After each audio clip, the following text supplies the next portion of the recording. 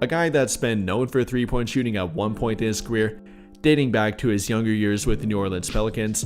Believe it or not, he actually made 30 of them in his 4 years with the Pelicans, only shooting roughly 28% with them, though he did have a year where he shot roughly 43%, another year where he shot 35% and making 23-point shots in that season, and that might be something that JJ Redick is trying to add back to his game. After all, he's seen it and was a first-hand witness to it.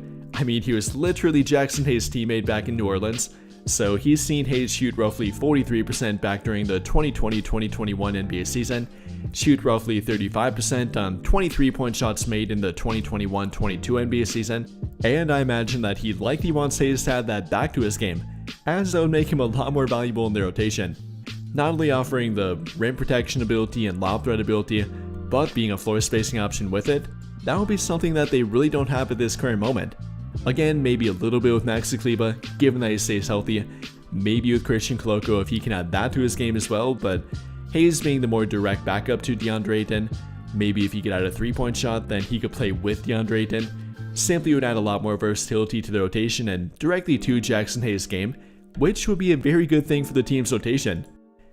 And well, he may be trying to do exactly that, adding or rather re-adding a three-point shot to his game, working on it throughout this summer and throughout the offseason here, even telling Lakers all day every day that we should expect more three-point shooting from him this season, likely hinting that he'll at least be trying to take them and trying to add that or again re-add that back to his game.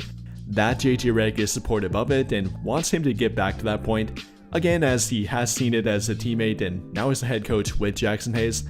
And if you watch the background footage here of him making three-point shots, comparing that to his old shooting motion, or I guess when he would attempt them back in New Orleans, it does seem to be a little bit more quick now, a little bit more fluid, and he does appear very confident in it. You know, I think we often forget that even NBA players that don't shoot threes or don't do much ball handling ability, when they're off the court and doing their summer workouts, they immediately look like a great three-point shooter or a great ball handler that can do a lot more than they show on the NBA court. And that's also applying to Jaxson Hayes here. The guy looks like a knockdown three-point shooter, but then again, this is coming in a workout and not against 5-on-5 or even 1-on-1 competition. Him simply shooting from some designated zones and doing some catch and shoot ability. Will that translate back to the NBA level?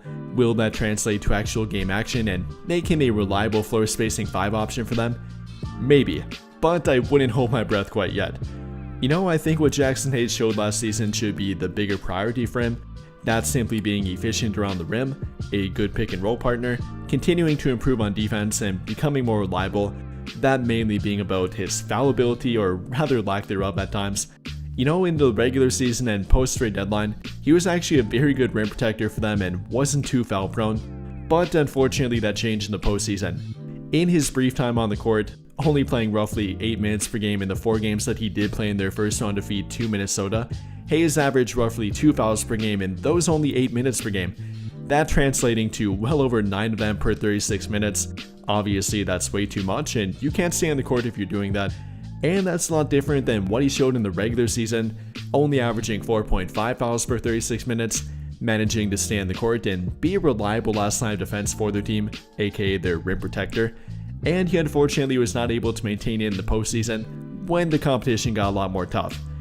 So that's kind of priority number 1 for him, not only with the fouls, but primarily both the defense and becoming a more reliable defensive option, a more consistent option, and a guy that can be their direct backup to DeAndre Ayton. That's why I point to more Jaxson Hayes.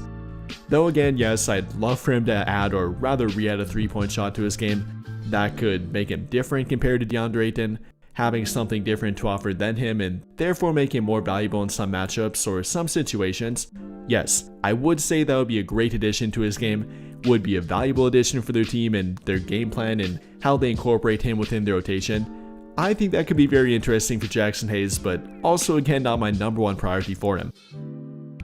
But I think that'll pretty much do it for this one, and if you enjoyed the video, then I'll greatly appreciate it if you drop a like, subscribe to the channel if you have not already, and hit that notification bell to never miss out when I upload a video. But as always, thank you for watching and have a great day or night.